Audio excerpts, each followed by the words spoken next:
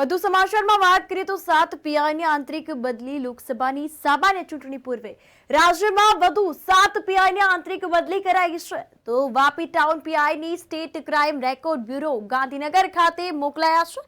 લોકસભાની સામાન્ય ચૂંટણી પહેલા રાજ્યમાં પીઆઈની આંતરિક બદલીના પ્રથમ દોરમાં 232 પીઆઈની એક સાથે બદલી કરવામાં આવી હતી. જ્યારે બુધવારે રાત્રે વલસાડ જિલ્લાના વાપીના સીબી ચૌધરી સહિત રાજ્યના 7 વધુ પીઆઈની રાજ્યમાં આંતરિક બદલીની જાહેરાત કરવામાં આવી છે. લોકસભાની ચૂંટણી હવે આવી રહી છે, તો તે પહેલા લોકસભાની સામાન્ય ચૂંટણીની આદર્શ આચાર સંહિતાના ચુસ્ત પાલન માટે રાજ્ય પોલીસ વિભાગના ડીજી અને આઈજી વિકાસ સહાય આંતરિક બદલીની જાહેરાત કરી હતી. રાજ્યમાં લોકસભાની સામાન્ય ચૂંટણી પૂર્વે રાજ્યમાં ઘણા સરકારી વિભાગોમાં આંતરિક બદલીઓનો દોર યથાવત જોવા મળ્યો છે.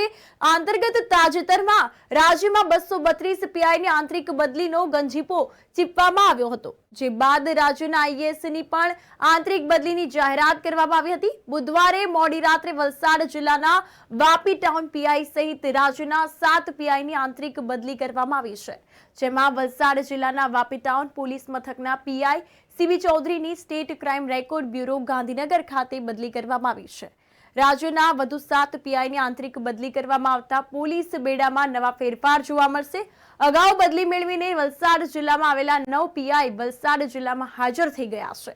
આગામી દિવસોમાં તેમને તેમના પોલીસ મથકના ચાર્જ વલસાડ એસપી કરણરાજ વાઘેલા દ્વારા આપવામાં આવશે. અંતર્ગત વલસાડ જિલ્લામાંથી બદલી મેળવી અન્ય જિલ્લામાં જનારા 7 પીઆઈ પૈકી 2 પીઆઈ વલસાડ જિલ્લામાંથી વિદાય મેળવી તેમની બદલીના જિલ્લાઓમાં હાજર થયા હોવાનું પોલીસ સૂત્રો પાસેથી જાણવા મળ્યું છે.